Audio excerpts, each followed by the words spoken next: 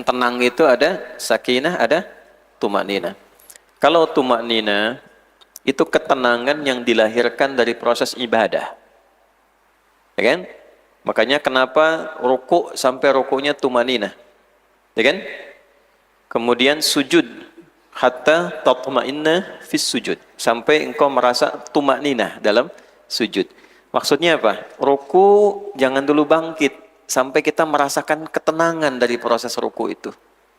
Darah mengalir dulu, biar ada transisi. Jangan sampai baru belum sempurna ruku sudah naik lagi, kaget nanti bagian tubuh kita. Biarkan tenang dulu secara fisikal. Nanti secara spiritual ketika tenang baru baca doa. Nah ini belum tenang sudah baca. Ya? Nah, jadi kalau bahasa Rusianya jangan gurung-gusuh gitu. Ya? Tenang dulu, baru bangkit. Oleh karena itu setelah menunaikan sholat ada ketenangan dalam jiwa dari proses zikir itu. Kan sholat itu bagian dari zikir. Puncaknya zikir itu sholat. Ya? Tasbih itu zikir. Tahmid zikir, takbir zikir, baca Quran zikir, karena Quran disebut zikir. Inna nahnu nazzalna dzikra wa inna lahu lahafidh. Quran surah 15 ayat 9 itu. Ba'da salat kita zikir kan? Subhanallah, alhamdulillah. Quran surah 4 ayat 103 itu. Fa idza qadaitumus salata fadhkurullah. Kalau tuntas mengerjakan salat, segeralah berzikir kepada Allah. Doa bagian dari zikir. Quran surah 7 ayat 205 itu, wadhkur rabbaka fi nafsika tadarruan wa khifatan wa dunal jahri minal qaul. Berdoalah, sebut nama Allah dengan penuh kehusyuan, ya, dengan penuh ketenangan. Jadi doa itu zikir, istighfar itu zikir, tasbih, tahmid, ya, itu bagian dari zikir, takbir. Quran zikir, dikumpulkan semua itu dalam salat. Dalam salat dibuka dengan takbir, ada tahmid, setelah itu alhamdulillahirabbil alamin, ada tasbih subhana rabbiyal azim, subhana rabbiyal a'la, ada doa, bahkan salat itu secara bahasa doa. As-salatu fil lughati ad-du'a. Kemudian ada Quran di dalamnya.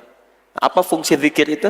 Nah, Quran surah 13 ayat 28. Ala bi dzikrillahi tatma'innul qulub. Itma'anna yatma'innu.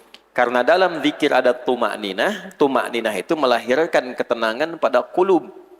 Di dalam kolbu itu ada nafas. Kulub jamak dari kolbun. Dalam kolbu ada nafas. Dalam nafas ada takwa. Ada lawannya fujur. Quran surah 91 ayat 7 sampai 10. Wa nafsin wa ma sawwaha fa'alhamaha fujuraha wa taqwa. Nah, salat itu mengaktifkan sinyal takwa di dalam nafas. Ketika takwanya aktif, dipandu dengan ketenangan, maka takwa itu menjadi cahaya, mengalir kepada lisan, bicaranya dengan ketakwaan. Mengalir kepada mata, memandangnya dengan ketakwaan. Mengalir ke telinga, mendengarnya dengan ketakwaan. Maka ketika jiwa itu diisi dengan zikir, ada ketenangan di dalamnya, maka berubahlah jiwa itu punya sifat. Nah, kalau menjadi sifat, berubah katanya menjadi rumusnya mu'i. Mu'i, karena itma'anna, yatma'innu, jadi mutma'innah. Jadi nafasnya menjadi nafas mutmainnah. Kalau dijaga ini terus sampai kita meninggal, maka dipanggillah sifat jiwa yang rajin ibadah ini. Pemeluknya disebut abdun, jamaknya ibadun. Maka muncul Quran surah 89 Al-Fajr ayat 27 sampai 30. Ya ayyatuhan nafsul mutmainnah, irji'i ila rabbika radiyatan mardiyah. Kenapa Allah ridha dengan amalnya ini sampai jadi nafsul mutmainnah? Karena rajin ibadah, maka disebutkan sifat ibadahnya. Fadkhuli fi ibadi wadkhuli jannati. Nah, itu ketenangan yang dilahirkan dalam proses apa? Ibadah.